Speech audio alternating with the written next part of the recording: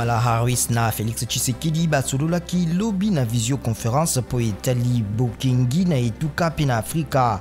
Balobeli pe mambi mabokolongono mombongo pe misala bokambi malamu pe kopesa biyano na maimatani mbongo na ya klima. Bayokani pona koyikisa makasi na masolo pe na kimia pe bokengi na monele ya ekolo Congo Démocratique pe na Tigre na Ethiopie. Amerika epameli prince héritier ya Arabie Saoudite na kopesa ndingisa na bobomi ya mopanzi sango ya mboka na ye Jamal Khashoggi. États-Unis epesi pe etumbu na boko na basungi ya mwana mokonzi ya Arabie Saoudite ewangani makambo mango.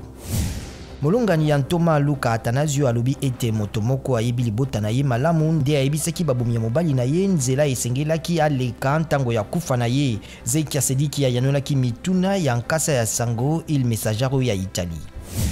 OCCRP mabongisi matalaka bakrime organisé tombeba ebongisama pe bitumba na kanyaka efundi Congo Brazzaville na kosomba na kobombana 500 tonnes ya minduki na Azerbaïdjan uto 2015.